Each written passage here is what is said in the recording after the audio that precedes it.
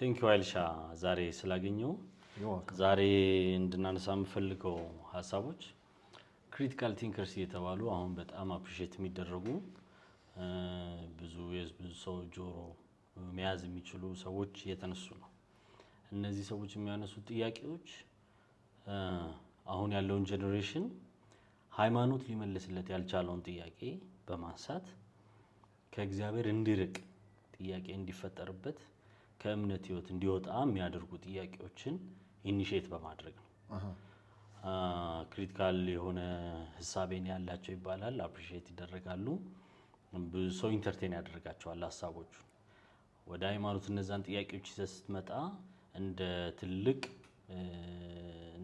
ኑፋቄ እየተወሰደ ከቤተ ክርስቲያን እንዲሸሹ ይደረጋል እና በጣም ሐሳቢዎች ይባላሉ እነዚህ ሰዎች። ሩታቸውን ዛሬ ትንሽ ከፈት ያደረግን ሐሳባቸውን እንድናይ ነው የምፈልገው። የመጀመሪያው እንድናነሳ የምፈልገው ሉዓላዊ እግዚአብሔር የሚል ነው። ይሄ ሉዓላዊ እግዚአብሔር የሚል ሐሳብ በሃይማኖተኛ ግሩፕ ውስጥ በጣም ኢንተርቴን የሚደረግ ሐሳብ ነው።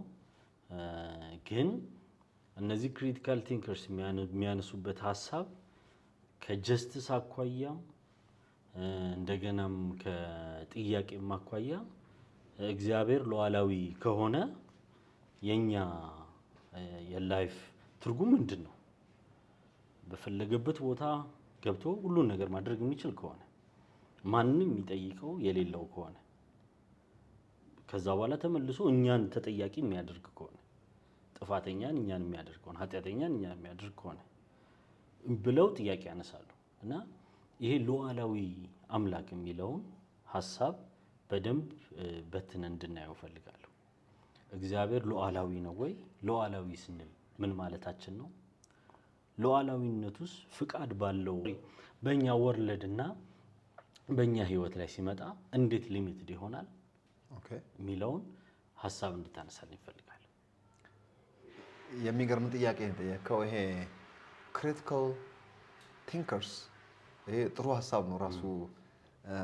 ዲፕ ማሰብ መጠየቅ መቻል ይሄን ዝቅ አድርጌ አላየውም። ሰይፍሻዬ በጣም ነው ደስ የሚለኝ። በመሰረቱ ለሚጠይቅ ይመለስለታል ተብሎም ተጽፏል። እንድንጠይቅም መጽሐፍ ቅዱስ ይገፋፋናል እንጂ ከዚህ አትለፍ በቃ ይሄን ያልከጠየቅ ይበቃል የሚል መልስ የሌለው ነገር መጽሐፍ ቅዱስ ውስጥ የለም። ሲጀመር እግዚአብሔርን ኳስችን ማድረግ ነው እንጂ የማይቻለው to ask God ምንም ችግር የለውም። እግዚአብሔርን መጠየቅ ትችላለህ to the maximum ተፈቅዶልሃል። ለሚጠይቅ ደግሞ ይመለስለታል። እኔም ፐርሰናሊ ብትጠይቀኝ ጥያቄዎች ብዙ ጊዜ ተፈጥረውብኛል። ጥያቄ የተፈጠሩብኝ ነገሮች ምላሽ አግኝቻለሁ። የሚገርምህ በጣም ቲንከር ነኝ እኔ ራሴ ዲፕ ነው የማስበው። ያ ነገር ወደ ብዙ መልካም ነገር አምጥቶኛል። ከእግዚአብሔር አላስካደኝም። ይልቁንም እግዚአብሔርን እንድወደው ነው ያደረገኝ። ክርስትናን አፕሪሺየት እንዳደረግ ነው ያደረገኝ። ክሪቲካል ቲንከርስ ተብሎ ፈጣሪን የሚያስጥል እሳቤ ለኔ በጣም ያላዋቂነት ጥግ አድርጌ ነው ማየው ይሄንን። ኦኬ አሁን አንተ የጠየቀኝ ስለ ሉዓላዊነት ነው ያነሳው። በሉዓላዊነት ዙሪያ ጥያቄ ያላቸውን ሰዎች ነው ያነሳውና እነዚህ ሰዎች የእግዚአብሔር መኖር አለመኖር ጥያቄያቸው አይደለም። እነዚህ እግዚአብሔር መኖር ላይ ጥያቄ የለባቸውም። ኢቭን መንፈሳዊ ጥያቄ ስለሚያነሱ በጌታ በኢየሱስ ክርስቶስ ጭምር የሚያምኑ ናቸው። ነገር ግን የነሱ ጥያቄ ሉዓላዊ ከሆነ አንድ ሉዓላዊነት ራሱ sovereignty God is sovereign። ስለዚህ he can do all things not only doing everything እንደገና ደግሞ የወደደውን ያደርጋል። በአንተ ህይወት ውስጥ የፈለገውን በፈለገው ሰዓት መጥቶ የፈለገውን ሰዓት ያደርጋል። ሉዓላዊ ነው፣ የሚከለክለው የለም። ለምን እንዴት አደርገዋለህ የሚል ማንም የለምና እንደዛ ከሆነ ያ ላቪንግ ጋድ ያ ፍቅር አምላክ ሁሉን የሚችል አምላክ የርህራሄ ሁሉ አባት ታዲያ ሁሉን ማድረግ የሚችል ከሆነ በዚህ ላይ በጣም የሚወደን ነው። ለምንድን ነው ብዙ መከራ ውስጥ የምናርፈው እንደዛ ከሆነ የሚል ጥያቄ ይነሳል። ከሉዓላዊነት አንፃር ተናግረን እዚህ ጋር ምላሽ እናጣለን ማለት ነው። እነዚህ ሰዎች ከቅንነት የተነሳ ጥያቄ የጠየቁ ይመስለኛል። አልፈርድባቸውም። የተሳሳቱት ምኑ ጋር መሰለህ ሰይፍሻዬ? God is sovereign የሚለውን እኔ መስማማለሁ። እግዚአብሔር ሉዓላዊ አምላክ ነው። ሉዓላዊነቱ ለምን እንዲህ አደረክ አይባልም። መጽሐፍ ቅዱስ ላይም ተጽፏል። ለምን እንዲህ ታደርጋለህ የሚለው ማን ነው? ማንም የለም። እግዚአብሔር አምላካችን በወደደው ሰዓት የፈለገውን ነገር የማድረግ መብቱም አለው። ደግሞም ትክክለኛውን ነገር ያደርጋል። ይሄን እንስማማለን። ሉዓላዊ ነው። ሉዓላዊነት የሚለው ቋንቋ ግን ሪዲፋይን መደረግ አለበት። ሰው ጋር ሲመጣ ላይክ እንደው ላይክ ሩድ አድርጋ አትየኝና God is limited at your free will እያልኩ ያለሁት እግዚአብሔር ሊሚቴሽን አለው እያልኩ አይደለም። እግዚአብሔር ውስን ነው እያልኩ አይደለም። ሰው ጋር ሲመጣ ግን ውስን ነው። ለምን? ሰው የእግዚአብሔር ባህሪ ያለበት ፍጡር ነው። ሰው የእግዚአብሔር ልጅ ነው ሲጀመር። ሰው የእግዚአብሔር መለኮታዊ ባህሪ ተካፋይ ነው። ሰው የተገኘው ከእግዚአብሔር ነው። የእግዚአብሔር መልክና አምሳል ነው። ይሄ መረሳት የለበትም። ሰው ነፃ ፈቃድ አለው። ከዚህ የተነሳ እግዚአብሔር ጨረቃና ፀሐይ ከዋክብት ጋር ሲሄድ ወይም ደግሞ ሌሎች ፍጥረታት ጋር እንደሚያደርገው ሰው ጋር ሲደርስ ግን እንደዛ ማድረግ አይችልም። ለምሳሌ ድንጋይ መናገር እንደሚችል መጽሐፍ ቅዱስ ይናገራል። ፍጥረታት ሁሉ ቋንቋ እንዳላቸውና ከሰሪያቸው ከፈጣሪያቸው ጋር እንደሚነጋገሩ መጽሐፍ ቅዱስ ይናገራል። ቀላያት ለቀላያት እንደሚመልሱ፣ ከዋክብት ለእግዚአብሔር እንደዘመሩ መጽሐፍ ቅዱስ ይናገራል። ሰማያት ለምስክርነት ተጠርተዋል። ዘዳግም ምዕራፍ 32 ላይ ታገኛለህ። ምድርም እንደምትናገር በአጠቃላይ ፍጥረታት እንስሳትም ጭምር ፈጣሪያቸውን ኮሚኒኬት እንደሚያደርጉ እጆቻቸው እግዚአብሔርም እጁ እንደሚከፍትላቸው እሱን ተስፋ እንደሚያደርጉ ጭምር ይናገራል። ኦኬ። ስለ ድንጋይ ኢየሱስ ክርስቶስ ምንድን ያለው? እናንተ ዝም ብትሉ እነዚህ ድንጋዮች ተነስተው ያመሰግናሉ አለ። ድንጋይ የመናገር እድል ቢሰጠው ከድንጋይ ጋር ጥያቄ የለውም እንጂ ድንጋይ ተነስቶ ትክክለኛ ነገር ነው የሚያወራው፣ አይቀባጥርም። ድንጋይ ተነስቶ ቢናገር ፈጣሪ ሆይ ይለው፣ አትሊስት አባቴ ሆይ አይለውም፣ አምላኬ ሆም ላይለው አይችልም። ምክንያቱም ድንጋይ ኢስ ኦኬ ፈጣሪው እንደሆነ ግን ያውቃል። ተነስቶ የሚያመሰግነው አትሊስት ድንጋይ አድርገህ ስለፈጠርከኝ አመሰግነዋለሁ ሊለው ይችላል። ሰው ጋር ሲመጣ ግን እንደዚህ አይደለም። ሰው ጋር ሲመጣ እግዚአብሔር ቆም ይላል።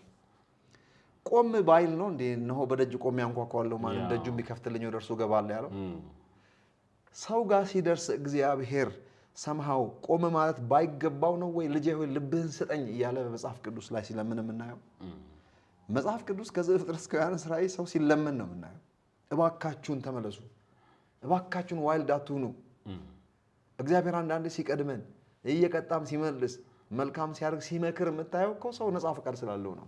የእግዚአብሔር ሉዓላዊነት ሉዓላዊ ነው እግዚአብሔር በዩኒቨርስ ውስጥ። ሰው ቤት ሲመጣ ግን እግዚአብሔር ያከብራል፣ በእርግዱ አይገባም። ለዚያ ነው ያደረገውን ነገር ሁሉ ያደረገው በስጋ ለባሽ ዓለም ውስጥ ስጋ ለባሽ መሆን ያስፈልገው። እሱ ራሱ ሰውን ለመርዳት ፈለገ። ለመርዳት እንኳን እግዚአብሔር ሲፈልግ በእግዚአብሔርነቱ መጥቶ ሊረዳን አልቻለም። መጀመሪያ እግዚአብሔር በሰው ቤት ውስጥ አንኳኩቶ መግባት አለበት። እንዴት ነው የሚገባው? በስጋ ለባሽ ሆኖ መግባት አለበት። ስጋን አዘጋጀህልኝ የሚለው ለዚያ ነው። መንፈስ ቅዱስ መንፈስ ነው። መንፈስ በቁሳዊ ዓለም ላይ ምንም ማድረግ አይችልም። በመንፈስነቱ ማድረግ የሚችለው አካል ይፈልጋል። ይሄ የሰው ቤት ነው። ይህ ስጋ ለባሽ ቤት ነው። ስለዚህ ማድረግ የቻለው ምንድን ነው? እኔና አንተን ስጋ ለባሾችን በመጠቀም ነው ወንጌል የሚሰበከው። መንፈስ ቅዱስ ስራውን እየሰራ ያለው ሰው የእግዚአብሔር ሉዓላዊነት ሉዓላዊ ነው ስንል ጭፍልቅ ማድረግ የለብንም። እግዚአብሔር አንተ ጋር ሲመጣ ሊሚትድ ይሆናል። ያንተ ፍሪ ዊል ይከበራል። በፈቃደኝነት ግባ ካልከው ይገባል። አትግባ ካልከው ማንም ቤት በርግዶ ገብቶ አያውቅም። እንደዛ ባይሆን ኖሮ ማን ሲኦል ይገባል? አንተ እግዚአብሔር ሉዓላዊ ነውና ደስ ያለውን ያደርጋል እንደሚባለው ማለት ነው። ደስ ያለውንማ የሚያደርግ ቢሆን እግዚአብሔር ፍቅር ነው። እግዚአብሔር ርኅራኄ አምላክ ነው። ማን በሞተበት ማን በደማበት ማን መስቀል ተሸክሞ እየወደቀ እየተነሳ መከራ በከፈለበት ነው አንተ ውጭ ጫት የምትቅመው? ግባ እያለ ጆሮአችንን ጠምዞ ማስገባት አይችልም ነበር? ይሄ ሁሉ ልመና ምን አመጣው? ስለዚህ ሰው ጋር ሲመጣ የእግዚአብሔርን ሉዓላዊነት ሪዲፋይን ይደረጋል ማለት ነው። ሪዲፋይን እንኳን ማለት ጥሩ አይደለም፣ ዲፋይን ይደረጋል ብል ይሻለኛል። ለምን ብትል ይሄ እግዚአብሔርን አያሳንሰውም። ሴፍሻይ ሞር እግዚአብሔር እንድትወደው አሰራሩን እንድታደንቅ ነው የሚያደርግልህ። አንድ ጥቅስ ልጥቀስልህና እንደው በዚህ አቅጣጫ አንተ ቀጣይ ነገር ካለ ትናገራለህ። ዘዳግም ምዕራፍ 30 ላይ ሞትና ሕይወትን በረከትና መርገምን በፊት አስቀምጫለሁ አለ እግዚአብሔር። ሞትንና ሕይወትን በረከትና መርገምን ሁለቱን አንዱን በዚህ እጅ አንዱን በዚህ እጅ ይዞ መጥቶ ፊት አስቀመጠ ማለት አይደለም። ሲጀመር እግዚአብሔር መርገም የለውም፣ በረከት ብቻ ነው ያለው። የሌለውን ደግሞ ከየትም አያመጣም። እግዚአብሔር ሕይወት እንጂ ሞት የለውም። አምጥቼ በፊት አስቀምጫለሁ የሚለው ቋንቋ የሕይወት ጎዳና ነው። እግዚአብሔር ሕይወት ነው ያለው፣ ሕይወትን አስቀመጠ። ከሕይወት ከወጣ ሞት ውስጥ ትገኛለህ ነው። ምርጫው ያንተ ነው ለማለት ነው። እርግማን የለውም እግዚአብሔር። የሌለውን አይሰጥም። በረከት ነው ያለው። ሰው ለበረከትም ነው የተፈጠረው። ከበረከት በዚህ ሙጣ እርግማን ውስጥ ትገባለህ። ጋር ቢ ኬርፉል። ሶ ምርጫው የማን ነው እዚህ ጋር? የሰው the power of choice የመምረጥ ኃይል፣ የመምረጥ በረከት እግዚአብሔር የሰጠን አንዱ ማንነታችን ይሄ ነው። ከፍጥረት ሁሉ እንደ ሰው አስቸጋሪ የለም። በነገራችን ላይ መላእክትና ከተፈጠሩት ፍጥረታት ባይመለከተንም የሰው ዓለም ውስጥ አንዱ አካል ባይሆኑም መላእክትና ሰው ሁለቱ ነፃ ፈቃድ አላቸው። ለዚህ ነው የተወሰኑ መላእክት የወደቁት፣ ነፃ ፈቃዳቸውን ተጠቅመው። ነፃ ፈቃድ ያለው ሁሉ ነፍስ ያለው ነው። መላእክት መናፍስት ናቸው፣ ነፍስ አላቸው። ነፍስ ማለት አእምሮ አላቸው ማለት ሚካኤልን ገብርኤልን ብትጠይቃቸው አእምሮ አላቸው፣ ያስባሉ፣ ያዝናሉ፣ ይደሰታሉ ልክ እንደ እግዚአብሔር። እግዚአብሔርም መንፈስ ነው ይላል መጽሐፍ ቅዱስ። ነፍሴ አትደሰትበትም ብሏል ራሱ። ነፍስ አለው እግዚአብሔር። ነፍስ ማለት አእምሮ አለው፣ ያስባል እግዚአብሔር። ያዝናል፣ ይደሰታል እግዚአብሔር። ይፈቅዳል፣ እውቀት አለው። ነፍስ ብለን የምንጠራው ይሄ ነው። ሰውም ልክ እንደዚሁ ነው። ስለዚህ ሁል ጊዜ ምርጫ አለን እኛና መላእክት። መላእክት እንደወደቁት በምርጫቸው እኛም በምርጫችን የወደቅ ነው። አሁንም እግዚአብሔር በክርስቶስ ኢየሱስ በከፈለው ሙሉ ክፍያ ውስጥ ሁላችንም አልተመለስንም። አንዳንዶቹ በምርጫቸው ተመለሱ። ከተመለሱት እኔና አንተ አንዱ ነን። ያልተመለሱ ዘመዶቻችን፣ ወዳጆቻችን፣ ጓደኞቻችን ውጭ አሉ ፈቃደኛ ያልሆኑ እና ታዲያ ዱ ዩ ቲንክ እነሱን የሚጠላቸው ነው የሚመስልህ? የማንንም መጥፋት የማይወድ ተብሎ ተጽፏል። የሰውን ሁሉ መዳን ከወደደ ሉዓላዊ ነውና ለምን እጃቸውን እየጠመዘዘ እየቆነጠጠ ለምን አላመጣም? መልሱ አይችልም ነው። አይችልም ማለት እግዚአብሔር አቅም የለውም ማለት አይደለም። ባህሪው አይፈቅድለትም። እንደዛ ቢያደርግ እግዚአብሔር እንደ አመፀኛ ይቆጠራል። የእግዚአብሔር የሥርዓት አምላክ ነው። አምላካችን እግዚአብሔር ሉዓላዊ ነው።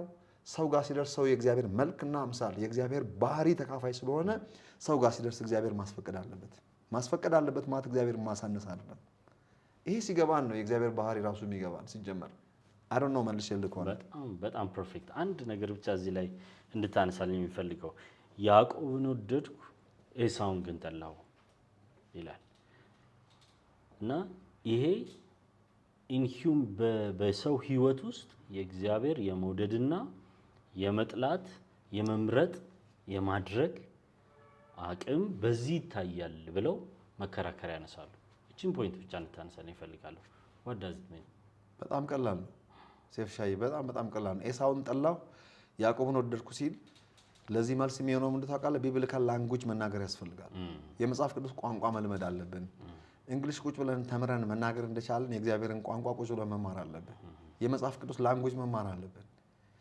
መጽሐፍ ቅዱስ አንብበን ለመረዳት የመጽሐፍ ቅዱስን ሐሳብ ማወቅ ያስፈልጋል። አጻጻፉ ሊገባን ያስፈልጋል። ሲጀመር እንዴት ነው ሄርሜኔቲክሱ? ምንድን ነው አጻጻፉስ? እንዴት ነው? ማን የጻፈው? ሊባል የተፈለገው ሐሳብ ምንድን ነው የሚለውን ሩቱ ማየት ያስፈልጋል። ኦኬ፣ እግዚአብሔር የሚናገርበትን ስታይል ራሱ ማወቅ ያስፈልጋል። መንፈሳዊ ቋንቋ ከእግዚአብሔር ጋር ተነጋግረን መግባባት የምንችል ከሆነ በጣም ቀላል ቋንቋ ነው። መጽሐፍ ቅዱስ ሂውመን ተርም ነው የተጻፈልን። በሰው ቋንቋ በምድር ላይ ሊገባን በሚችል አንድ ሌይማን የሆነ ሰው ያልተማረ ሰው ሊረዳ በሚችል አይነት መልኩ የተጻፈው። ተካብዶ አልተጻፈም። ለተማረም ላልተማረም እኩል ነው የሚረዱት። አይታል አንዳንድ በጣም የተማሩ ብዙ ይሄ የዚህ ዓለም ትምህርት የተማሩ ሰዎች ነገር ግን መጽሐፍ ቅዱስ የማይገባቸው ምንም ያልተማረ ሰውዬ ደግሞ መጽሐፍ ቅዱስ አንብቦ ኢየሱስ ያድናል ብሎ ገብቷል። ምንድነው የተአምር? ቆይ ለምንድነው የማይገባው? የሰውዬ ኢየሱስ ያድናል የሚለውን ነገር አንብቦ አይገባውም። እዚህ ጋር ደግሞ ያልተማረ ነው በቀላሉ ገብቶታል። ከመንፈስ ቅዱስ መማር ስለሚያስፈልግ ከመንፈስ ቅዱስ የሚማር ሰው በቀላሉ ይገባዋል። ሶ መልሱ ለምንድን ነው ያነሳሁት? ኤሳውን ጠላሁ ያዕቆብን ወደድኩ የሚለው በመሰረቱ የኤሳውንና የያዕቆብን ማንነት ከርቀት እግዚአብሔር ተመለከተ። ገና በእናታቸው ማህፀን እያሉ ሲገፋፉ አይደለም እግዚአብሔር ልጠይቅ ሄደችው። እግዚአብሔር ምን አላት? ትልቅየው ለትንሽየው ይገዛል። ትልቅና ትንሽ መንታ ናቸው አይደል? መጀመሪያ የተወለደው ማህፀን ከፋቹ ነው ታላቅ የሚባለው፣ እሱ ኤሳው ነው። እሱ ለቀጥሎ ለሚወለደው ለታናሽየው ይገዛል አለ። እግዚአብሔር ምን እያለ ነው እዛ ጋር? ዝም ብሎ ከሜዳ ተነስቶ አንደኛውን ጥልት አድርጎ አንደኛውን ወደደው ማለት ነው። የፕሪደስቲኔሽን ችግር ይሄ ነው ያለ። ፕሪደስቲኔሽን እውነተኛ ነገር ቢኖረውም እንኳን ሙሉ እውነት አይደለም። እግዚአብሔር መጣና እኔ እናንተ ቁጭ ብለናል፣ አንተን ፒክ አረገ፣ እኔስ ጌታ ሆይ ብለው አላቅልም፣ አንተን አልመረጥኩም እንድል። እዚህ ላይ እግዚአብሔር ባህሪ ነው ይሄ። የማንንም መጥፋት የማይወድ የተባለው ይሄ ነው። አላቅልህም አንተን አልመረጥኩልህም ቢለኝ እስቲ ምን አይነት አምላክ ነው? አያዳላም ተብሎ ተጽፏል። ታዲያ አዳላም እንደዚህ ከሆነ ኤሳውን ጠላ ያዕቆብን ወደድኩ ምን ማለቱ ነው? በመሰረቱ ለአብርሃም ጥሪ ማስቀጠያ ነው የተፈለገው እንጂ ለድነትና ላለመዳን ጉዳይ ለምዛጋ እያወራ ያለው የአብርሃምና ይስሐቅ ያመጡትን ጥሪ መሲሁን ወደ ዓለም የማምጣቱን መንገድ ለዛ ለመሆን እግዚአብሔር ቤስት ሰው እየፈለገ ነው። ልክ አብርሃምና ይስሐቅ ቤስት እንደሆኑ ለዚህ ጥሪ የሚመቹ ሰዎች እንደሆኑ አሁን ደግሞ አንድ ቀጣይ ሰው ይፈልጋልና ለዚህ ቀጣይ ተልእኮ ማነው አመቺ? ይሄኛው እግዚአብሔር ገና ሳይወለዱ ፊቸራቸውን ተመለከተ። ኤንድ ሪዛልታቸውን አየ። ከነገር ጅማሬ ፍጻሜውን ተመለከተ። ሲያድጉ ምን እንደሚሆኑ ከርቀት አይቶ ተመለከታቸው። ሲመለከታቸው አንደኛው ምናምንቴ ነው፣ አንደኛው ግን መስዋዕት ይሰዋል። ጣዖት የሚባል በዘመኗ የለም። ሉካት አሁን የመጨረሻቸውን የኤሳውና ያዕቆብን ህይወት ተመልከት። ያዕቆብ በዘንጉ ጫፍ ተደግፎ በስተርጅናው ሰግዶ የሞተ ሰው ነው። ጣዖት የሚባል በዘመኑ አልተሞከረም። ነብይ ነው። ታላቅ የእግዚአብሔር ሰው ነው። ግሬት ማን ኦፍ ጋድ። ሃው አባውት ኢሳው? ይህ ሰውዬ የሴር ተራራ ሰዎች አባት ነው። የኤዶማውያን አባት ነው። ኤዶም የተባለው ሰውዬ ማለት ነው። እናትና አባቱን እንኳን ልባቸውን ያደማ ነበረ ከአህዛብ ሴቶች ጋር አሸሸ ገዳሜ እያለ እንኳን የአብርሃምን ጥሪ ሊያስቀጥል ምናምንቴ ከመሆኑ የተነሳ ካልጠፋ እህል በምስር ወጥ ይህንን ብኩርናን የሚያክል የአብርሃምን ጥሪ የማስቀጠሉን መሲሁን ወደ ዓለም መምጫ መንገድ የሚሆንበትን የህይወት ጎዳና ይህንን በምስር ወጥ ሶ ቺፕ በእንደዚህ አይነት ነገር የለወጠ ሰው ስለሆነ እግዚአብሔር ከህፃንነታቸው ጀምሮ ሲመለከት ይህንን ያየው። ያዕቆብ ለጊዜው አጨርባሪ ቢመስልም ፍጻሜው ግን ጥሩ ነው። ስለዚህ ኤሳውን ጠላ ያዕቆብን ወደድኩ የቋንቋ ጉዳይ እንጂ ይሄ ነው። ሁለት ጥቅስ አለ በመጽሐፍ ቅዱስ ላይ እግዚአብሔር ተጸጸተ የሚል። አንደኛው ሰውን በመፍጠር የተጸጸትኩ ነው። ሁለት ቦታ ነው ተጸጸተው። ሁለተኛው ደግሞ ማን ነው የመጀመሪያው ንጉስ ማን ነው ስሙ ከዳዊት በፊት የነበረው ኪንግ ሶል ያ እሱም በማንገሴ ተጸጸትኩ ብሏል። ሁለቴ ነው ተጸጸትኩ የሚል ቃል የተጻፈው። አዲስ ክርስቲያን ሆኜ ያነበብኩት ይሄን ቃል ጌታ ሆይ አይመጥንም እንዴት ተጸጸትኩ እንዴት ትላለህ? አንተ ሁሉ ትችላለህ። አስባት ፈጥሮ ሰው በመፍጠር ምን ያመጣው? ሳውልን በማንገሴ ተጸጸትኩ ብለህ ከምትነግረን እንደ መጀመሪያውኑ ለምን ታነክሷል? እንደዚህ ነገር የምትጸጸትበት ሰው ሁሉን እያወቅ የሚገርም ከልቤ የተናደድኩት ግን እግዚአብሔር አልተናደደብኝም። ጥያቄ የተፈጠረብኝ መብቴ ነው። መንፈስ ቅዱስ ግን አስረድቶኛል። ተጸጸትኩ የሚለው ቋንቋ በቃ ማድረግ አልነበረብኝም እቺን ተሸወድኩ ማም እያለ ሳይሆን with human term ያልኩ ለዚህ ነው። አዘነ ለማለት ነው። የተጻፈበት ቋንቋ ነው ፒሪድ። ከዚህ ያለፈ አይደለም። ኤሳውን ጠላ ያዕቆብን ወደድኩ ማለት ኤሳውን ጠለትና ጥምድ አደረገው ማለት ሳይሆን ፊቸራቸውን ሲመለከትና ኤንድ ሪዛልታቸውን ሲያይ አንደኛው ይሰዋል፣ አንደኛው አይሰዋም። ፒሪድ ከራሳቸው ምርጫ ተነስቶ ዛሬ ላይ ተናገረ። ዛሬ ሲታይ እኮ አባትየውም ተሸውደዋል። ጅማሬ ላይ ስትመለከት ኤሳው ጥሩ ሰው ነው። አንደኛ እንደ ወንድ ልጅ አደናድኖ ነው የሚመጣው፣ ጫካ ነው የሚውለው። ሄዘ ማን ደስ የሚል ነው። በቃ አባትየው አገኘው ብሎ ነበር። እግዚአብሔር ልብን ያህል ሰው ፊትን ያህል ተብሎ ተጽፏል። ልክ የዳዊት ወንድሞች እና ዳዊት አሁን እነ ኤልያብን ባየበት ሳሙኤልን እንኳን ነብይ የሆነ ሰውዬ እስኪሸወድ ዋው እግዚአብሔር የመረጠው ሰው አለ። ኖ ትከሻውን ስፋት፣ የቁመቱን ርዝማኔ፣ የመልኩን ማማር አቴ አለው። ወንድሙ ሳማ መጣ። እሱም የዛ ቤተሰብ ልጆች መልከ መልካም ቁመታቸው ረዘም ያለ ወንዳ ወንድ የሚያማምሩ ናቸው። ሰባቱም ተራ በተራ ሲያልፉ ወዳጅ እንዴት የሚያማምሩ ናቸው። ይሄንን የመረጠው አለ። አሁንም ኖ ይሄንንም አልመረጥኩትም ንቄዋለሁ አለ። ይንቃል እንዴ ግን እግዚአብሔር? እናንተ የምትንቁ ተብሎ አልጻፈም? ንቀትም ምን አመጣው? ንቀት የስጋ ስራ ነው። ንቄዋለሁ አለ። ሰው ይንቃል እንዴ እግዚአብሔር? ማንንም አይንቅም ተብሎ ተጽፏል። ኦኬ ይሄንን ንቄዋለሁ አሁንም ቋንቋ ነው እንጂ እግዚአብሔር የንቀት አምላክ አይደለም። ቋንቋ መተርጎም አለበት። አልመረጥኩትም፣ አይሆነኝም፣ ለዚህ ለጠራሁት እስራኤል ለመምራት የሚሆን ሰው አይደለም እያለ ነው። አንድ ብላቴና ከእረኝነት ተጠርቶ ቢመጣ በቃ ይሄን ቀይ ብላቴና መልኩም ያማረ አይኑም የተዋበ ትንሽዬ ልጅ ከእረኝነት መጣ፣ አየው ይሄ ነው አለው። ሲመለከት ወደደው። ወሰደና ቀንድ ሙሉ ዘይት በወንድሞቹ መካከል አቁሞ አፈሰሰበት። ወደ እረኝነቱ ተመለሰ ጊዜው እስኪመጣ ድረስ። ሰው ልል የፈለግኩት ቋንቋ መምረጥ አለብን። እግዚአብሔር ልብን ያህል ሰው ፊትን ያህል። ስለዚህ ኤሳውን እግዚአብሔር ፊት ለሚያዩ እኮ ፊዚካሊ ያዕቆብ ኪችን ነው የሚውለው፣ ከሴቶች ጋር ነው ሲዶልት የሚውለው። ይሄ ከአባቱ ጋር ነው አድኖ ነው የሚመጣ። እውነትም ይሄ ነው የአባቱን ሩጫ የሚያስከትል። እኔ ያልመረጥኩትን ማለት ይሄኛው አይ የሚሆን ሰው አይደለም። ጠላሁ የሚለው ቋንቋ የተጻፈበት ኮንሰፕት ነው። ልክ ባይብል ላይ ጠይቁ የሚለው ቃል ትችላል ask and it will be given unto you knock and the door will be opened unto you እና ለምኑ ነው የሚለው አማርኛው። ሌላው ቀርቶ የቋንቋ ልዩነትም በደንብ አገናዝበን ማንበብ አለብን። ለምንን እንደሚሰጥ እግዚአብሔር ሳትለምኑት የሚያስፈልጋችሁን ያውቃል ይላል። አንደኛ የሚያስፈልጋችሁ አሳውቁ ነው የሚለው። የማሳወቅ ጉዳይ ነው። ኢቨን የምንጸልየው ለምን በርዝራይት ነው፣ የልጅነት መብት ነው። የፈለግከውን ክሌም ነው የምታደርገው። ቤሲክሊ ክርስቲያን አማኝ ክሌም ነው የሚያደርገው። ኦኬ ይሄንን ትክክለኛ ጸሎት ያ ነው። በሂውመን ተርም ግን አስክ የሚለው ራሱ ልክ አይደለም። እንደ አዲስ ለምነህ እኮ የሚሰጥ ነገር የለም። ምን ያልተቀበልከው ነገር አለ፣ ምን ያልተሰጠ ነገር አለ ተብሎ ተጽፏል። ልጁን ሲሰጠን ከልጁ ጋር እንዴት ሁሉን አይሰጠን ተብሎ ተጽፏል። we received everything is in you።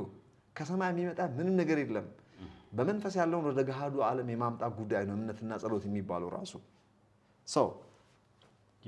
በጣም ፐርፌክት የሆኑ መልሶችን የመለስክልኝ። ታንክ ዩ። ከእግዚአብሔር ኢንተርፕሪቴሽን፣ ከሰው ፍቃድ እና እግዚአብሔር ከሰጠው አውቶሪቲ ከነዚህ ከሶስቱ በደም ግልጥ አድርገህ እንደመለስክልኝ I can guarantee you። በጣም thank you። God cannot push himself on somebody. Yeah. He never press himself on somebody. ያከብራል እግዚአብሔር። በቃ በጣም great። ሁለተኛው ጥያቄ is God justice just ጻድቅ ነው ወይ? ፍትህ ማለት ነው። ይሄንን ነገር የሚያነሱት እነዚህ ሰዎች ምንድነው በብሉይ ኪዳን ከእስራኤል ነገድ ውጪ ያሉትን ፍልስጤማውያንም ሌሎቹንም ነገዶች በሙሉ አጥፋ ይላል እና he is the one to order ለመግደል ለማጥፋት ኦርደር የሚያደርግ አምላክ። እነዛ ሰባቱ ነገስታት ከነዓናውያን እሺ ኦርደር ሲያደርግ የነበረ እንደዚሁ ጣልቃ ሲገባ ታያለ። እሺ የነበረ አምላክ አሁን በአዲስ ኪዳን መጥቶ he tries to be loving God። አሁን የፍቅር ሁሉንም ወዳለው የሚል ሆነ። ምንድነው ጀስቲፋይ የሚያደርገው የሁለቱን የእግዚአብሔር መልክ? ኦኬ ምንድነው ጀስቲፋይ የሚያደርገው? የሚገርም ሴፍሻዬ ከባድ ጥያቄ ነው። የፍትህ ባህሪውንና የፍትህን ጥያቄ ምላሽ ከመስጠት አንጻር አንዳንድ ነገር ማየት ያስፈልጋል። 9/11 ሀፕን ያደረገ ጊዜ ትዝ ይልህ እንደሆነ አይ ዶንት ኖ ምናልባት ልጅ ትዝ ይልህ ያን አንተ ብታስታውስ እንኳን ትንሽ ነው የምታስታውሰው። ያን ጊዜ አሜሪካ የሚገርም ነገር ስለ ጌታ ለመናገር ሞክሬ ትዝ ይለኛል። አንድ ሴት በጌታ ነች፣ የፕሬስቢቴሪያን ሴት ነች፣ በጣም እናከብራት ሴት ነበረች እና ስራ ቦታ ቤተክርስቲያን ውስጥ እንዳውም ታገለግላለች። የፕሬስቢቴሪያን ሴት ነች እና ስለ ጌታ ነገር ከሰው ጋር ሳወራ የሆነ ሰው ሲከራከረኝ ሰማች። ሁሌ ስለ ጌታ የምናወራ እግዚአብሔርን የምናመሰግን አብረን በጣም የምትመቸኝ ሴት ነበረች። ተለቅ ያለች ሴት ነች። የሆነ ሰው ይከራከረኛል። ዝም ብሎ በጌታ ከክርስቲያን ቤተሰብ የወጡ ሰዎች ናቸው የሚከራከሩ ዝም ብሎ አንዳንዴ እና ለምንድነው እግዚአብሔር እናንተ እንደምትሉት የፍትህ አምላክ ከሆነ 9/11 ለምን ሀፕን አደረገ? ስንት ሰው ነው የሞተው በዛን ቀን ብሎ ይከራከረኛል። የዛን ሰሞን ነበረ። ከዛ ሴትዮዋ እንግዲህ በጌታ ነች፣ ክርስቲያን ነች። እኔን ታግዛለች። ቤት ስጠይቃት ምን እንዳለች ታውቃለህ? ያ he's right. Where is God? Where was he? እኔ ደነገጥኩ። እንዲህ ሰው እንዴት ነው የሚያስበው? አትሊስት በጌታ ነች፣ ክርስቲያን ነች፣ እንዴት እንደዛ ትለኛለች ብዬ ከሚከራከረኝ ሰውዬ ከሱ ሳይድ ቆማ ያ እግዚአብሔር የፍትህ አምላክ ከሆነ ያ ስንት ንጹሃን ሞቷል በዛን ቀን። ዋይ እግዚአብሔር የት ነበር? ለምን ሀፕን አደረገ 9/11 ብላ እሷም ተደርባ ያን ደግሞ ያኔ የገባ ገና ቁስሉም አልሻረም፣ ገና የችግሩ ሰሞን ነው፣ በጣም ችግር ነበረ። እንደዛ ጥያቄ ከክርስቲያን ሰው ሰማው ማለት ነው። ይሄ በጣም አዋቂ ሰው ሲመልሰው ደስ ይላል፣ ግን እኔ ልሞክር። በጣም የሚገርም አዎ፣ እግዚአብሔር የፍትህ አምላክ ነው። በብሉይ ኪዳን ዘመን ስትመለከት እንግዲህ ራሱ ግደሉ፣ አጥፍታችሁ ውረሱ መሬቱን የሚሉ ቦታዎች እናገኛለን። አሁን ብዙ የሚከራከሩ ሰዎች የእናንተ አምላክ ግደሉ ብሎ የለም ወይ? አምላክ አልተቀየረም በአዲስ ኪዳንም በብሉይ ኪዳንም እና ይሄን እንዴት ነው የምትመልሱት ብሎ ይጠይቁናል። በተለይ አንዳንድ ክፍሎች ማለት ነው ስም አልጠራም። ያ በመጽሐፍ ቅዱስ ተጽፏል። እኔ ቀድጃ አላወጣውም፣ ልከራከርለት እግዚአብሔር ልረዳም አልሞክርም። የኔ እርዳታ አያስፈልገውም። ነገር ግን የሚገባኝን እኔም እንደ ክሪቲካል ቲንከር ልናገር። እኔም ክሪቲካል ቲንከር ነኝ ራሴ። ባይብል እንዴት ተጻፈ፣ ከየት ተጻፈ፣ ከየት መጣ፣ ማን ጻፈው፣ እንዴት ተጻፈ የሚለውንም ብዙ ጊዜ ዶክመንተሪዎች ያለው በተቻለ መጠን ወደ ኋላ ሄጄ ኢቭን ከቴዎሎጂ ወጣው ባለመልኩ አርኪኦሎጂካል ኤቪደንስስ፣ ፓራሌል ስቶሪስ አንዳንድ ነገር ለማየትም ሞክሬያለሁ። በዚህ ሁሉ ግን እኔ መጽሐፍ ቅዱስ ለኔ ሼክ በማያደርግ መልኩ የእግዚአብሔር ቃል ነው። እግዚአብሔር የተመሰገነ ይሁን። ሶ ለምንድን ነው ግደሉ ያለው? the most loving God, compassionate God ለምንድን ነው ያለው ለሚለው ጥያቄ ሲጀመር እነዛ ግደሏቸው የተባሉ ሰባቱ ነገስታት የኃጢአታቸው ጽዋ ሞልቶ ነበርና ምድሪቱ ነች የተፋቻቸው። እውነት ለመናገር ያቺ ምድር እግዚአብሔር የኔ ነች ብሏል። ሰጥቻለሁ ነው ያለው። የኔ ምድር ነች አለ። ስለዚህ በእግዚአብሔር ምድር ላይ ይኖሩ የነበሩት አመፀኞች ኢቭን ሂውመን ሳክሪፋይስ የሚያደርጉ እጅግ ዘግናኝ ነገር የሚያደርጉ የምድሪቱን ኃጢአት ኢቭን ምድሪቱ መሸከም እስኪያቅታት ድረስ ጽዋው ሞልቶ ምድሪቱ ራሷ ነች የተፋቻቸው። ለዚያ ግን አይሁዳውያን እስራኤላውያን መጥተው አጥፏቸው ተብሏል። አጥፍቷቸዋል። እንዴ ምላሽ እንስጥ ከእግዚአብሔር ባህሪ አንጻር ከተባለ እግዚአብሔር የፍትህ አምላክ ነው ከተባለ እዛ ጋም ለነሱ የተከፈላቸው እነሱን አጥፍቶ ሌሎች ለእግዚአብሔር ለዛች መሬት የሚመጥኑ ሰዎች ለዛ ኮምፓቲብል የሆኑ ሰዎች በግብጽ እግዚአብሔር ከግብጽ አውጥቷቸው በምድረ በዳ አዘጋጅቶ ለዛ ምድር ፊት የሚያደርጉ ኮምፓቲብል የሆነ ህይወት ያላቸውን ሰዎች ሲያስገባ ይሄ ራሱ የፍትህ ምላሽ ነው ብዬ ነው የማምነው። እነዛ በገዛ ኃጢአታቸው እንጂ የሞቱት ጻድቅ ሆኖ ሳሉ እግዚአብሔር ፍትህ አዛብቶባቸው የተገደሉ ሰዎች አይደሉም። በአጠቃላይ ሞት የሚገባቸው ሰዎች በእስራኤላውያን መካከል አቤሮን፣ ዳታን፣ የቆሬ ልጆች የነሱን ታሪክ ሁሉ ታውቃለህ። ሲጀመር እግዚአብሔር ርህራሄ አምላክ እና አባት እንደሆነ እግዚአብሔር ፍቅር ነው መባሉ ብቻ ሳይሆን እግዚአብሔር የሚያጠፋ እሳትም ነው። ይሄም ባህሪው ነው። እግዚአብሔር ፈራጅ ነው ተብሎ ተጽፏል። ፍርድ የማያገኝ ምንም ነገር የለም። እኛም እኮ ተፈርዶብናል። በመስቀል ላይ ፍርድን ተቀብለን ነው ጀስቲፋይ ተደረገ ሞተን ተነስተን ነው። ፍርድ ሳያገኝ የሚያልፍ አንዳች የፍትህ ጥያቄ የለም። በምድር ተቀብለዋልና እንዴት እንተርጉመው ከአዲስ ኪዳን አንጻር ሲባል ከአዲስ ኪዳን አንጻር ያንን መተርጎም አንችልም። አንድ ኃጢአተኛ ሰው የዘሩትን ጥርስ ለጥርስ አይን ስለ አይን እየተቀበሉ ነው ያለፉት እያንዳንዱ ጥፋት። ለምን እግዚአብሔር በሉ ለምን አጥፏቸው አለ ከተባለ ሁለት ነገር ማወቅ አለብን እዚህ ጋር ሴፍሻዬ።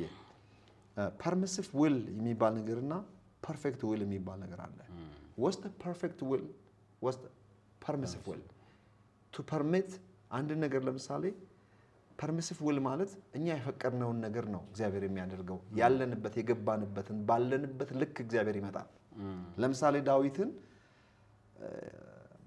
ላደረገው ኃጢአት ኦሪዮን አስገድሎ ሚስቱን በመውሰዱ እግዚአብሔር በነብዩ አማካኝነት ሲወቅሰው የጌታህን ሚስቶች በብብትህ ጣልኩልህ። ያውም ከአዲስ ኪዳን አንጻር ሚስቶች የሚባል ነገር ይሰራል እንዴ? ኦኬ አንሶ እንኳን ቢሆን በጨመርኩልህ ነበር የሚል ቃል አለ። ሲጀመር እግዚአብሔር ሚስቶች ይሰጣል። አንድ ሁለተኛ አንሶ እንኳን ቢሆን በጨመርኩልህ ነበር ሲባል ይጨምራል እንደ ሚስቶች እግዚአብሔር ከአንድ ሚስቶች የእግዚአብሔር ፈቃድ ነው ወይ? አይደለም። እሰ ፐርሚሲቭ ዊል ባሉበት የኃጢአተኝነታቸው ባሉበት መንፈሳዊ ስታንዳርድ ባሉበት አስተሳሰብ መጠን እግዚአብሔር መጥቶ ኮሚኒኬት ያደረገበት ቦታ ነው። ሲጀመር በብሉይ ኪዳን ዘመን ኃጢአት አልተወገደም። ባሉበት እዛ ተጨመላለቁበት ድረስ መጥቶ እግዚአብሔር ስታንዳርዳቸውን ሳይነካ ባሉበት ልክ ትንሽ ትንሽ እያደረገ ዓላማው ወደ አዲስ ኪዳን ወደ ፍጹም ሕግ ማምጣት ነው እንጂ የእግዚአብሔር ንጹህ ባህሪ በብሉይ ኪዳን ውስጥ አናይም። የእግዚአብሔር ንጹህ ባህሪ የምናየው አዲስ ኪዳን ውስጥ ነው የምናየው። ከአዲስ ኪዳን ተነስቶ ሰንባዲ እግዚአብሔርን ኮስችን ቢያደርግና የእናንተ ሃይማኖት እኮ እንዲህ ነው፣ ለምንድን ነው እግዚአብሔር ግደሉ የሚለው ለምንድን ነው እንደዚህ የሚለው ብሎ ቢጠይቀኝ እዚህ ጋር ኦፍ ኮርስ እውነቱን ነው። የብሉይ ኪዳን ሰው ግን በውድቀታቸው ልክ መጥቶ እግዚአብሔር ያደረገው ነገር ባሉበት መጠን ኮሚኒኬት አደረጋቸው ማለት የእግዚአብሔር ባህሪ ነጸብራቅ ነው ማለት አይደለም። ግደሉ አለ የተባለው ስትል ፐርሚሲቭ ዊል እንጂ ፐርፌክት ዊል አይደለም። ፐርፌክት ዊል ሲጀመር ሞት የማይገባውም ሰው መሞትም የለበትም መገዳደልም የለበትም። ሰው የእግዚአብሔር መልክና አምሳል ነው። ሰው ለህይወት ነው የተፈጠረው። ለዘላለም ከእግዚአብሔር ጋር በእግዚአብሔር ህይወት እንዲኖር ነው እንኳን ሊገደል። ነገር ግን ይሄ ግደሉ ምናምን የሚለው እግዚአብሔር እንዴት ነው የእግዚአብሔር ፈራጅነት ባህሪ የግድ መገለጥ አለበት። ሰዎች ኃጢአተኞች ናቸው። ቅጣትን አትራክት የሚያደርግ ማንነት ውስጥ ነው ያሉት። እዛው በዛው ጥርስ ለጥርስ አይን ስለ አይን እየከፈለ መጣ ማለት የእግዚአብሔርን ባህሪ በዛ ለካዋለሁ ማለት አይደለም። እግዚአብሔር የሚለካው ከዘፍጥረት ምዕራፍ 3 በፊት ባሉት ማንነትና ወይም በአዲስ ኪዳን ባለ ማንነት ነው የእግዚአብሔር ነገር የሚለካው።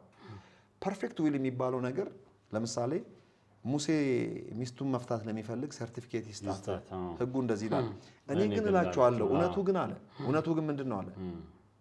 ፈጣሪ አንድና አንድ አድርጎ ነው አዳምና ሔዋን። ኢቭን አዳምና ሁለት ሚስት እንኳን አድርጎ አልፈጠረም። እውነቱ ያ ነው አለ።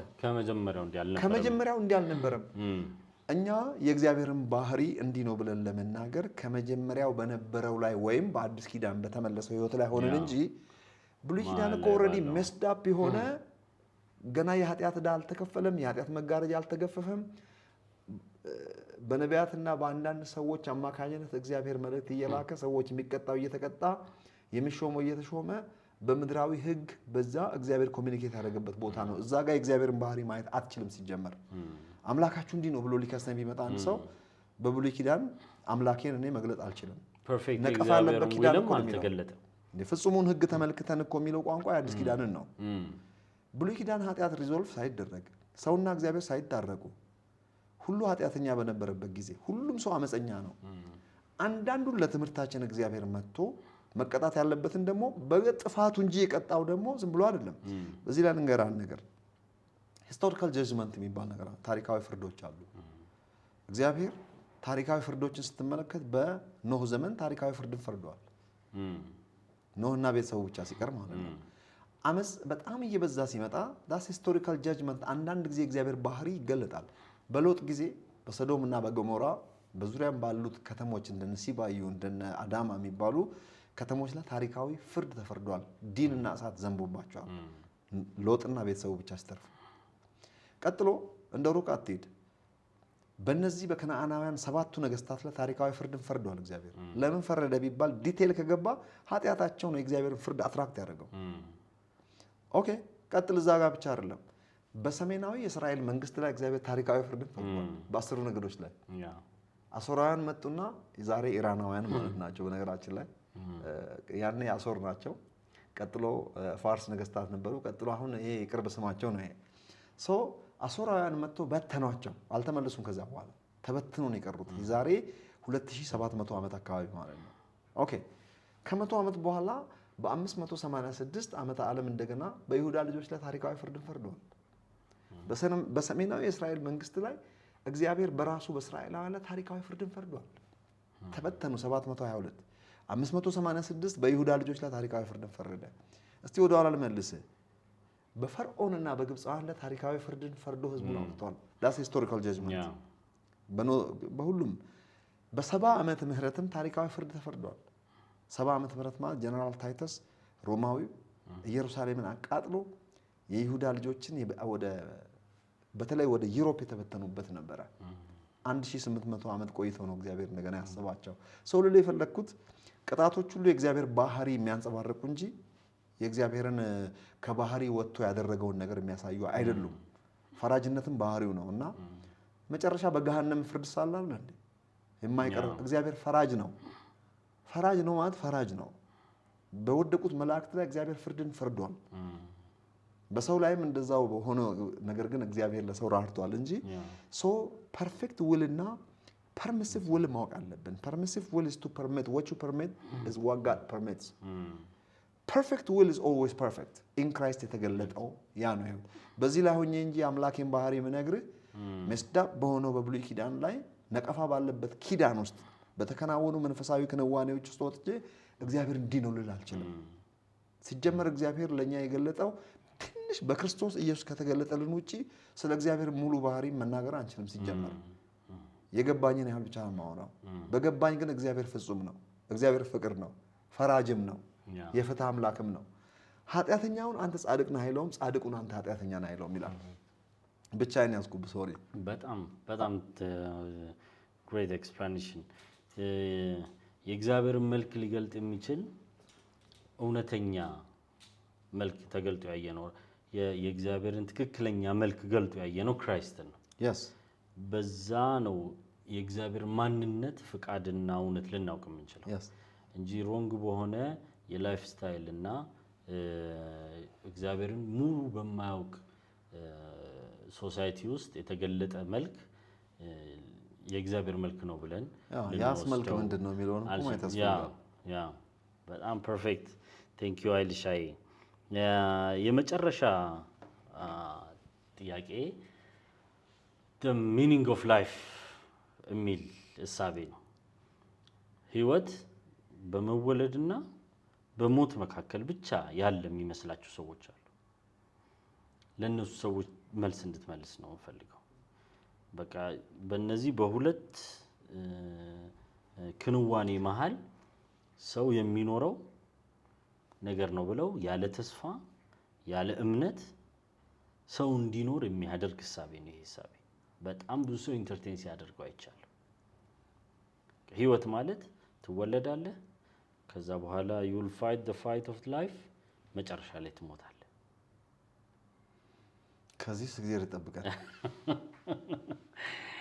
እና ይሄንን ክርስቲያናዊ የሆኑ ሰዎችም ኢንተርቴን ያደርጉት አይቻለሁ። እነዚህን ሰዎች ከዘላለማዊ ከእግዚአብሔር እቅድ እና እውነተኛ ህይወት ከዚህ እሳቤ ጋር አንድ ላይ ያያዘ እንድትናገር ፈልጋለሁ። ቴንክ ዩ ሰፍሻይ፣ በጣም አመሰግናለሁ። ክሪቲካል ቲንከርስ ብለህ ነበር መጀመሪያ። I am a critical thinker myself። ለምንድን ነው እኔም እንደዛ ነኝ ያልኩት? በቀላሉ አንድ ነገር ማልወስድ ሰው ነኝ። ብዙ ሼክ አድርጌያለሁ፣ ብዙ ተንገዳግጃለሁ። ማልዋሽ በተንገዳገድኩባቸው ቦታዎች በሙሉ ዛሬ ፈርም የሆነ አለት ላይ የተተከለ ማንነት ነው ያለኝ። ገና አዲስ ክርስቲያን ከነበርኩበት ሰዓት ጀምሮ እኔ ተመልከት፣ ኤቲስት የሚባል ነገር ኤቲዝም ይኑር አይኑር በማላውቀው ዘመን መኖሩን ሰምቼም አላውቅም። እንደዚህ አይነት ነገር የሃይማኖት ቤተሰብ ልጅ ነኝ እኔ። ከሜዳ ተነስቼ ምን እንዳጋጠመኝ አላውቅም። እግዚአብሔር መኖሩን በምን ታውቃለህ የሚል ነገር መጣና ገና አዲስ ክርስቲያን ነኝ፣ በእድሜም ልጅ ነኝ። በጣም ተንገዳገድኩ። ባይኖርስ አይተው ታውቃለህ ወይ? ሃይማኖት ከየት ነው የመጣው? ሲጀመር በዙሪያችን ብዙ ሃይማኖቶች አሉ። what makes you 100% sure? ባይኖርስ? ሃይ ስኩል ሳልጨርስ እኮ ነው እንደዚህ ማሰብ የጀመርኩት። ገና ስለ ኤቲሲዝም ወይም አግኖስቲክ አስተሳሰብ ምንም የማውቅልህ ነገር የለም። እግዚአብሔር መኖሩን ተጠራጠርኩ። በቃ ተጠራጠርኩ። እግዚአብሔር ለምን ተጠራጠርክ ብሎ አልቀሰፈኝም። መኖሩን ግን እግዚአብሔር አለው ብሎ አረጋገጠልኝ። እንዴት አረጋገጠልኝ? ይሄን አሁን እዚህ ውስጥ ገብቼ ብዙ አልዘባርቅም። በቃ ራሴን ኃይሉ ዮሐንስ የሚባለውን ስም ከማውቀው ይልቅ እግዚአብሔር መኖሩን አውቃለሁ። ትንሽ ቆየና በስላሴ እውነት ላይ ደግሞ ተንገዳገድኩ። በጣም ተንገዳገድኩ። ምንም ሶስትነቱንና አንድነቱን ሊገባኝ አልቻለም። የሰማሁት ነገር ሰው ሁሉ የሚያወራው ነገር ሊዋጥልኝ አልቻለም። በመጽሐፍ ቅዱስ ውስጥም ቁልጭ ያለ ነገር አንድም ሶስትም የሚል ዛሬ በምንሰብከው አይነት መልኩ ፈልጌ ያጣው። አንዳንድ የሃይማኖት ክፍሎች የስላሴን የማይቀበሉ ክርስቲያን ነን የሚሉ ሰዎች እነሱን ሰምቼ እነሱም እውነት መሰለኝ። እውነት እንዳይደለ እሱንም አረጋገጥኩ። ዛሬ ባጭሩ የምነግርህ ነገር I'm a firm believer of the triune God። ትሪኒቲ ለኔ ስላሴ ትምህርት አሁን ምስጢር ነው፣ ከባድ ነው ለሚባለው ምንም ከባድ አይደለም። ከባድማ ቢሆን ከበድ ተደርጎ ይጻፍልን ነበር። እንደ ስላሴ ቀለል አድርጎ የተጻፈ ነገር አለ እንዴ? ከባድ ነገር የተጻፈው መጽሐፍ ቅዱስ ስለ ኢየሱስ ክርስቶስ ሞትና ትንሣኤ ነው። ስለ ስላሴ አንደኛ ፖርትሬት ተደርጎ ከዘፍጥረት እስከ ዮሐንስ ራእይ አእምሮ ካለህና የምታስተውል ከሆንክ ፖርትሬት ተደርጎ ስዕላዊ አቀማመጥ ቁጭ ብሎላል። ሶስትነቱ ምንም የማታደርገው ነገር። ዛሬ ለኔ እንደ ስላሴ ትምህርት ቀላል ትምህርት የለም። አንድነቱንም ሶስትነቱንም ቀላሉ ትምህርት ለኔ እሱ ነው፣ ቁልጭ ብሎ። ይሄንን የማያዩ ሰዎች ያሳዝኑኛል። ምሳሌ ነው የጠቀስኩልህ። ከዛ በአጠቃላይ ጥያቄ የተፈጠሩብኝ መንፈሳዊ ነገሮችን በሙሉ በየዘመናቱ እያደኩም ስመጣ፣ በተለይ አሁን አሜሪካን ሀገር በምኖርበት ሰዓት ደግሞ ያንኑ ያህል ይገርምሃል። ኒው ሌቭል ኒው ዴቪል እንደሚባለው ብዙ የሚያስተናክሉ ነገሮች አሉ። ግን ከዛ በላይ ነኝ አሁን እኔ እግዚአብሔር ይመስገን። ቴዎሎጂ ስኩል ብትል ቴዎሎጂ ስኩል የተቀረጸው በሆነ ቴዎሎጂ ስኩል ዛሬ እስከ ፒኤችዲ ሰዎች ቢማሩ በአባቶች በሐዋርያት ከኢየሱስ ጋር ተገናኝተዋል። ከሐዋርያት ጋር ኤርሊ ቸርች ፋዘርስ ተገናኝተዋል። ከነሱ ሌት ቸርች ፋዘርስ መጡ። ከዛ ክሪዶች፣ አንዳንድ ይሄ የሃይማኖት መግለጫዎች፣ ዶግማዎች፣ አባቶች፣ ምሁራን፣ ስኮላሮች፣ ሳይንስ፣ ቢሾፕስ በየዘመናቱ ሲከራከሩ ዶግማ ሲያወጡ አንዳንድ መናፍቃን እየተነሱ ሲያስቸግሩ እነሱን ሲያወግዙ ሄረሲዎች ኤርሊ ቸርች ሄረሲ ሰከንድ ሴንቸሪ ሄረሲ እነዚህ ስትማር ዲፌንድ ሲያደርጉ ተሰባስቦ አንድ የሆነ አንቀጽ ሲያወጡ ታየው። ቴዎሎጂ በዚህ ላይ የተቀረጸ ነው። የብሉይ ኪዳንንም የአዲስ ኪዳንንም እንግዲህ በዚህ እንዴት ካኖናይዝ እንደተደረገ ባይብል እነማን ጻፉ፣ አንዳንድ ሂስቶሪካል አርኪኦሎጂካል ኤቪደንስስ እነዚህ ነገሮች ፓራል ስቶሪዎችም እያደግ ስንመጣ እነዚህን ኮምባይን ተደርጎ በእነዚሁ ጉዳይ ላይ የተቀረጸ ቴዎሎጂ አም ሪሊ ታንክፉል እግዚአብሔርን አመሰግናለሁ። ስለዚህ ራሱ ከዚህ ያለፈ አንዳንድ ነገር ደግሞ ከቴዎሎጂ ያፈነገጠ አንዳንድ ማትክዳቸው ለምሳሌ ዴድ ሲ ስክሮል 1948 መሰለኝ የተገኘው 1945 ነው 45 መሰለኝ አንድ እረኛ አገኘ የተባለው ማለት ነው። ዴድ ሲ ስክሮል ሴፕቱአጀንት ተገኝተዋል። አፖክሪፋል መጽሐፍቶች ተገኝተዋል። በእጃችን ያሉት ዛሬ መጽሐፍ ቅዱስ የብሉይ ኪዳን መጽሐፍቶች ተገኝተዋል። በአጠቃላይ ብዙ ኮፒዎች ናቸው የተገኙት። አንዱ መጽሐፍ ብቻ 20-30 ኮፒ ያለውም አለ፣ ተጀምሮ ያላለቀ አለ፣ ሙሉ መጽሐፍቶች አሉ እንደነ ኢሳይያስ አይነቶች እና ወጣ ያሉ ታሪካዊ ምስክሮችም ሌላም ብዙ ነገር መጥቀስ ይቻላል። ኢቭን ሰኪላር እንትን ኤቪደንስስ ለምሳሌ በዛን ዘመን የነበሩ ኮንቴምፖራሪ ሂስቶሪያን እንደነ ጆሴፈስ የሚባል ሰው በጣም ታዋቂ ሂስቶሪያን ዓለምን ማትክደው ማለት ነው። ሮማን ሬከርድ ኦፊስ የሚነበቡ በዛን ዘመን ሮማውያን በነበሩበት ዘመን ስለነበረ አንዳንድ ሪፖርቶች ኢቭን ከማያምኑ ሰዎች ሰማ ምንም ይክና ዲናይ ለምሳሌ ኢየሱስ ክርስቶስ የሚባል ሰው የዛሬ 2000 ዓመት ገደማ ሪል እንደነበረ እንደዚህ አይነት ሰው እንደነበረ ታሪክም አይክድም፣ ዓለምም አይክድም፣ የዓለም ታሪክም አይክድም። ኢቭን አይሁዳውያን ኢየሱስን የማያምኑት ኢየሱስ የሚባል ታዋቂ ግለሰብ እንደነበረ ነው የሚያምኑት እንጂ አልካዱ፣ መሰቀሉንም አልካዱ። ትንሣኤ ምናምኑን ሊክዱ ይችላል። ይሄ ራሱ ለአንተ እንግዲህ እኛ እንትናችን ነው። ከማያምኑ ሰዎች እነ ጆሴፈስ ክርስቲያኖች አይደሉም፣ ለሮማውያን የሚሰራ ሰው ነው። የጻፋቸው ጽሁፎች፣ ሪፖርቶቹ፣ አንዳንድ የጻፋቸው ታሪኮች ስትመለከት ክርስቲያኖችን ለመተረብ ነው የጻፈው። ከሞት የተነሳውን ያንን ፓለስቲኒያ ከሞት የተነሳውን ኢየሱስ የሚባል ሰው ያመልካሉ ብሎ ለማጣጣል ነው የጻፈው። ሳያቅ ግን ከሞት መነሳቱን ግን ተናግሯል። ስለዚህ ልል የፈለግኩት ፈርም እንትናችን አስተሳሰባችን ይህንን ላሳይ ፈልጌ ነው። ህይወት ምንድን ነው ላልከኝ ነገር መነሻ እንዲሆነኝ ይህን ሁሉ ያነሳሁት። ህይወት በመወለድና በመሞት መካከል ያለው ነገር ነው ብሎ የሚያስበው ክሪቲካል ቲንከር ነኝ የሚል ሰው ለእኔ ክሪቲካል ቲንከር አይደለም። የሰውን ህይወት በስጋ ብቻ ነው የሚያውቀው። ሰውዬ ማንንም ከስጋ እንደሚሆን በስጋ እንደሚሆን አናውቅም ተብሎ ተጽፏል። እኛ መንፈሳዊ ቋንቋ ነው እያወራን ያለ ነው። መንፈሳዊ ቋንቋ የስጋን ሀሳብ ብቻ ከሚያውቁ ባዮሎጂውን ብቻ ከሚያጠኑ አንድ ባዮሎጂስት ከእንደዚህ አይነት ሰው መንፈሳዊ ቋንቋ ልማር አልሄድም። አንድ ሜዲካል ዶክተር ወይም ደግሞ የባዮሎጂ መምህር ወይም ፕሮፌሰር ስታዲ ኦፍ ሊቪንግ ቲንግስ ከኔና ከአንተ የተሻለ ሊያውቅ ይችላል። አይ ነው እንደተማርክ እኔ ፊልዴ ወደዛ አይደለም። እኔም አቅልህ ነገር የለም ስለ ባዮሎጂ። እኔም አይቲ ኤሪያ ነው መናገር የምችለው። ሰው ልል የፈለግኩት ህይወትን ከስጋ ተነስቶ የሚያወራ በደም ውስጥ ያለውን ህይወት ብቻ የሚያወራልኝ ሰውዬ በዛ አቅጣጫ ሂውማን አናቶሚ ነርቨስ ሲስተም ብሬን ሲስተም ኢሚዩን ሲስተም ኤቭሪቲንግ ላይክ ፍሮም ዘ ታፕ ኦፍ ዩር ሄድ ቱ ዘ ሶልስ ኦፍ ዩር ፊት ካንተና ከኔ የተሻለ ብትንትን አድርጎ ይነግርሃል። እሱን ዲቴል ያውቃል ግን ማለት አይደለም። አንድ ሜዲካል ዶክተር የአይን ሐኪም ብትጠራ ስለ አይን ከኔና ካንተ የተሻለ ያውቃል ነው እንጂ ዲቴል አይንን ያውቃል ማለት አይደለም። ከእውቀት ከፍሎ ነው የሚያውቃት። እሷን ግን ከኛ ይበልጣል። ሁሌ የምናገረውን ታሪክ ልንገርህ። አንድ ህንዳዊ ጥርስ ሐኪም ነው፣ ደንቲስት ነው፣ በጣም የተማረም ነው፣ የኢንዱ ሃይማኖት ተከታይ ነው። በጠዋት ተነስቶ ጥርሱን በመስታወት አይቶ ሄዶ ይሄ ነገር ሰሪ ያለው አለ። ጥርስን እኔና አንተ በምናይበት አይነት አይደለም አንድ ደንቲስት የሚያየው። ጥርስ በውስጡ ነርቭ እንዳለ ታውቃለህ። አንዱ ሰውዬ ሲያስረዳኝ ነበር። ዴንቲስት የኔ ዴንቲስት የጃን ሆፕኪንስ ምሩቅ ነው፣ ቤስት ሜዲካል ስኩል ማለት ነው ሜሪላንድ። ሲነግረኝ የኔ ከዛ ነው የተመረቀው፣ በጣም ጂኒየስ የሆነ ሰው ነው። ሲነግረኝ ጥርስ እንደ ስፕሪንግ ነገር አለው አለ በውስጡ። ለምሳሌ ያስተክልከው ኢምፕላንት ያደረከው ግን ስፕሪንጉ ስለሌለው የላይኛውን የመጉዳት አቅም አለው ብሎ የምን ስፕሪንግ ነው የምታወራው አልኩት። ጥርስ ስትበላበት ለዛ ነው እንትን የሚለው አለኝ። ስለ ነርቭ አንዳንድ ነገር ሊያስረዳኝ ሞክረ፣ አልገባኝም፣ ተውኩት። እሱ ብዙ ያውቃል። እንደዛ አይነት ሰው ነው። ሄደ ጥርሱን አያየና ሄዶ ሰሪ ያለው የነገር ፈጽሞ እንትን ይመጣ አይደለም ጥርስ ከዛ ማን ነው ሰሪው ወደሚል መጣ። ማን ነው ስትል መንፈስ ቅዱስ በደስታ እኔ ነኝ ይላል። ገብቷል። በዚህ የክርስቲያን አምላክ ማን ነው ብሎ ሄዶ ጌታ ኢየሱስን በማመን እግዚአብሔር አብን የተዋወቁ በመንፈስ ቅዱስ አገልጋይ ሆነ መጨረሻ ላይ። ክሪቲካል ቲንከር ማለት ከስጋ ያለፈ ሐሳብ ማሰብ ከቻለ ነው። ሳይኮሎጂ ሰዎች እኮ ከስጋ ያለፈ አእምሮን ያጠናሉ። አእምሮአችን የብሬናችን ሶፍትዌር ነው።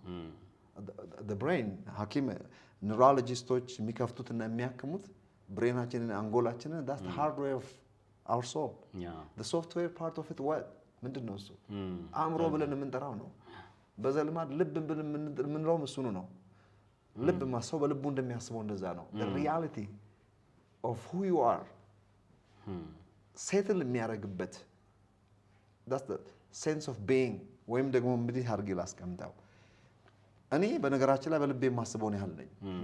ይሄንን ከኔ ያመጣሁት over the years subconsciously በውስጤ ሴትል ያጠራቀምኩት ከተወልጄ ካደኩበት ቤተሰብ ከተማርኩበት ትምህርት ቤት ካደኩበት ሶሳይቲ ያጠራቀምኩት እኔነት that's the reality of who I am.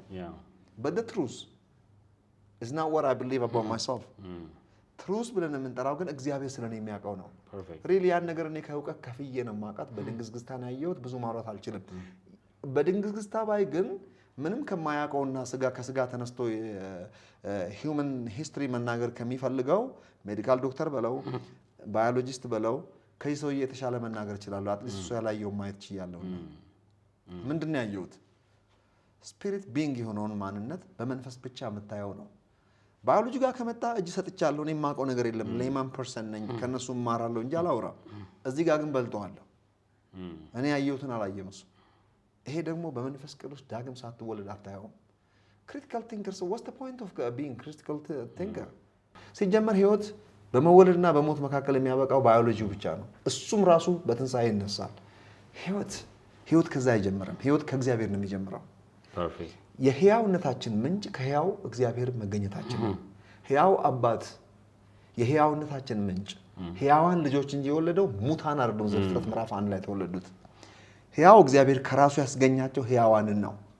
ህያውነታችንን ያጣነው ዘፍጥረት ምዕራፍ 3 ላይ ነው። ሙታን ተባለ። ልብ አድርግ። ስለ ሞት ከተወራ ህያውነት ነበረ። ህያውነት በሌለበት ስለ ሞት አይወራም። ዘፍጥረት ምዕራፍ 3 ላይ ሞትን ማለት ህይወት ነበርን ማለት ነው። ያ ህይወት የእግዚአብሔር ህይወት ይባላል። በክርስቶስ ኢየሱስ ህይወት ተመለሰልን። አሁንም ተመለሰልን ማለት ወደ ህይወት ተመለስን ማለት ነው።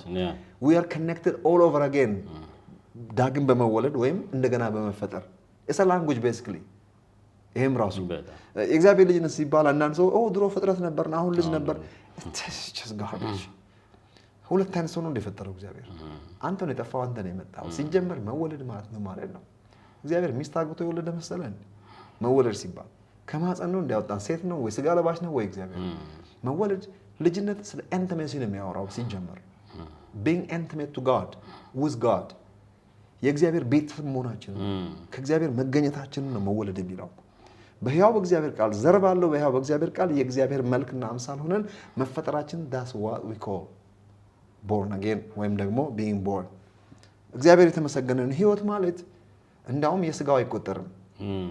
ከዚህ በበላ ቀን ሞትን ትሞታለህ ያለው አዳምን በበላ ቀን በስጋው እንጂ በስጋው ሞቷል ያለታ 900 ምናምን ዓመት አኖረ።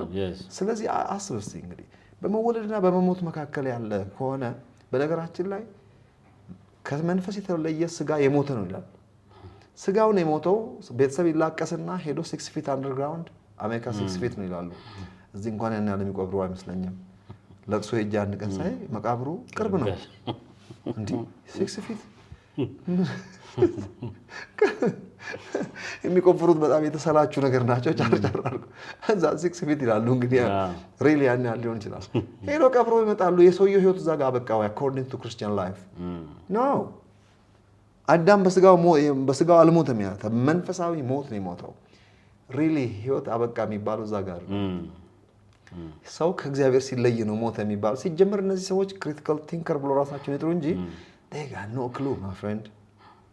ክሉ ያለን እኛ ነን። አሁን ባለው ኔቸር ላይ ራስን አጥሮ መቀመጥ መልስ እንኳን ሊገኝበት የማይችል በጣም ብዙ ነገሮችን ሊያጋጥሙ ይችላል። ሰው በእውነት እግዚአብሔርን የሚፈልግ ሰው ከዚህ ዓለም ብቻ እንዳልሆነ በጣም ብዙ ምስክሮች ፊት ለፊት ሊኖሩ ይችላሉ። አንድ ከኢቮሉሽነሪ ጋር ሲከራከር የነበረ ሰውዬ ምን አለ? ማቴማቲክሻን ነው። ሰው ዝም ብሎ ተገኘ ብለህ የምታስብ ከሆነ ይሄ ኢኩቫለንቱ አንድ ጋርቤጅ ቆሻሻ በትልቅ ማዕበል ተመቶ ሲመለስ ያ ጋርቤጅ ቆሻሻ ቦይንግ 7 ሆኖ ተገኘ ማለት ነው። ድንገት ጠዋት ስትነሳ አንድ የሆነ ፍንዳታ የሆነ ነገር ሆነና ጠዋት ስትነሳ ለመብረር ሬዲ የሆነ ቢግ ባንተን የምድረሱ ትሪፕል 7 የአሜሪካ ምን ሄድበት እሱ ቁጭ ብሏል። ለመብረር ሬዲ ነው። ተመልከት፣ ፊውል ሲስተም አለው፣ ናቪጌሽን ሲስተም አለው፣ ኤሮዳይናሚክስ ራሳችንን ብናይ እኮ ቅድም በሎጂካል እንዳልከው ጥበብ እንደተሰራ ከራይት ብራዘርስ ጀምሮ እየተሻሻለ አንድ ዴይተን ኦሃዮ ሄጄ ነበር እኔ ቀኑ ሙሉ አንድ ቀን ስጎበኘው አልኩ። ከራይት ብራዘርስ እዛ ናቸው፣ እዛችሁ ቦታ ነበሩ አውሮፕላን የተሞከረው መጀመሪያ በህይወቴ አንድ ቀን ሄድኩት። ሌላ ሀገር ፍላይ አደርጋለሁ ሲያትል ሄዳለሁ ብዬ አውሮፕላን እዛ ጋር ነው የቀየርኩት። ስቀይር ቶርኔዶ መጥቶ ተመለስኩኝ ወደ ሜሪላንድ። ስለዚህ ቀኑን ሙሉ የሆነች ልጅ ነበረች የምናውቃት ልጅ ወስዳኔና አንድ ልጅ አስጎበኘችን። ከራይት ብራዘርስ ከጀመሩት እስከ ሁለተኛ ዓለም ጦርነት እንዴት እየተሻሻለ እንደመጣ ኤሮዳይናሚክስ በጣም የሚገርም ነው። ዛሬ look at the monster flying like with no holding pillars whatever ግድግዳና ምሰሶ ሳይኖር ይህን የሚያክል ማግኒቲዩድ የሆነ ብረት አየር ላይ ሲንሳፈፍ የኤሮዳይናሚክስ የአዋቂ ሰዎች የጠቢባን አእምሮ ውጤት ነው። እሱን እንኳን እየተሻሻለ ፈጣን ጀቶች ከዛ የመጡ ናቸው። ኤሮዳይናሚክስ ይህን ዝም ብለው የሆነ ነገር ፈንድቶ ቁጭ አደረገ ብትል ለእኛ ከቁሳዊ ዓለም ያለፈ ፓስታቸው ነው። ምሳሌ ፎርዝ ዲሜንሽን ይለዋል። ፎርዝ ዲሜንሽን ኦፍ ኮርስ ፎርዝ ዲሜንሽን እኛ በሰማያዊ ስፍራ ያለን ሰዎች ነን። የእግዚአብሔር የክርስቶስ ልብ ያለን ሰዎች ነን። ከመንፈስ ቅዱስ የምንማር በእግዚአብሔር ልብ ውስጥ ያለውን ያው መንፈስ ተሰጠን ተብሎ ተጽፏል። እንደዛ ብሎ የሚያስቡ ሰዎች በቃ ስጋውያን ናቸው። መጽሐፍ ቅዱስ እንደዚህ ይላቸዋል። ኮንክሉዥን እንዲሆነኝ ለፍጥረታዊ ሰው የእግዚአብሔር መንፈስ ነገር ሞኝነት ነው፣ በመንፈስ ስለሚመረመር ሊያውቀው አይችልም ተብሎ ተጽፏል። ህይወትን ከስጋ ተነስቶ ዲፋይን ሊያደርግ ከሚችል ሰውዬ ጋር ባታወራ ይሻላል። እኔ አላወራም። ስለ ኳስ ጨዋታ አወራለሁ፣ ስለ ሌላ ነገር አወራለሁ። በጣም ቴንክ ዩ። በሌላ ጥያቄ እንደምንገናኝ አም ሹር። ጨረስክ ዛሬ? ቴንክ ዩ ሶ ማች